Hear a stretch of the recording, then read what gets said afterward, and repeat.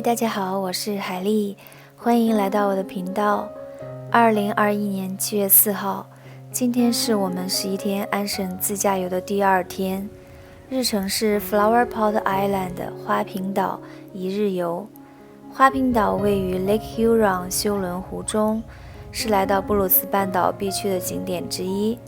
这里是美丽的小镇 Tobermory， 距离多伦多大约300公里。在上一期视频里，我分享了前一天从多伦多出发，途经欧文桑的宝藏瀑布。大约傍晚时分，我们到达了布鲁斯半岛预定的 cabin。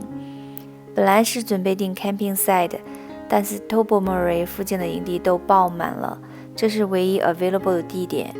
到市区需要开车大约20分钟。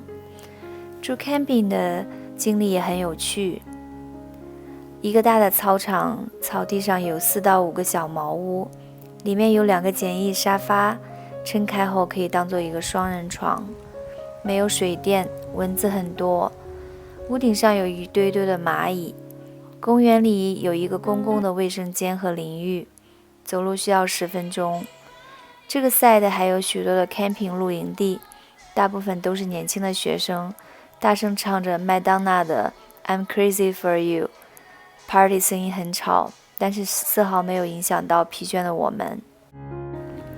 今天一大早起床来到 Tobermory 码头买船票，不料所有当天去花瓶岛的船票都已经 sold out。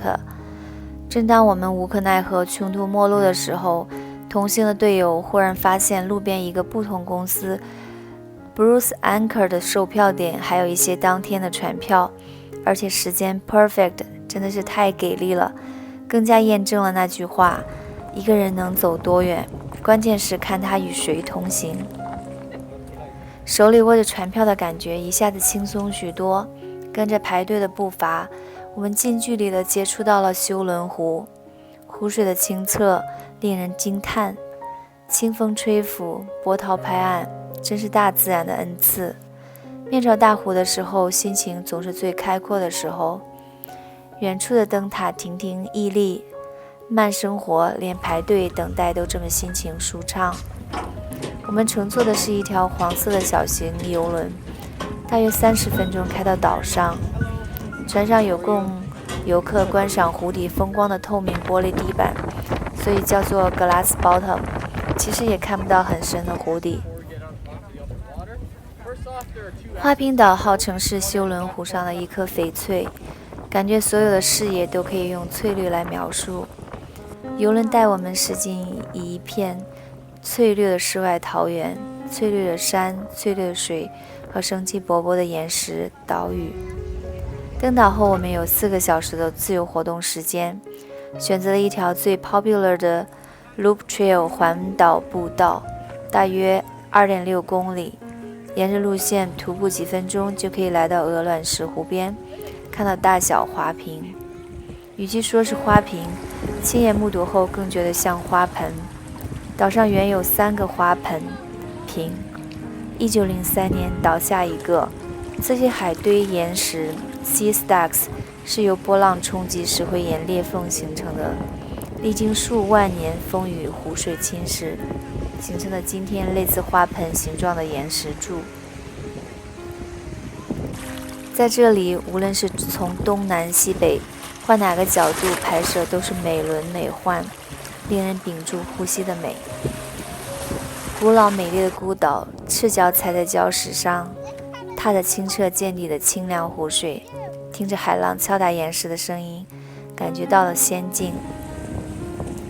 岛上的原始森林有7000多年的历史， elevation 高度80米。沿着徒步路线一路欣赏原生态的自然美貌。绿树葱葱的林中小道蜿蜒曲折，很多高低不平的岩石，走起来还比较 challenging。 图标上有警告岛上有蛇，但都是无毒的。我们途中也偶遇了一条小蛇。回程经过岛上仅有的几个露营地，遇到了一家 camping 结束的游客，能够在交通不便、没水没电的孤岛求生，让我们既佩服又羡慕。这次疫情有2个景点 The Cave 天然石穴和灯塔今年暂时关闭，不能参观，但我们已经觉得很满足了。不知不觉到了轮渡接我们返回的时间了，只有4个字：流连忘返。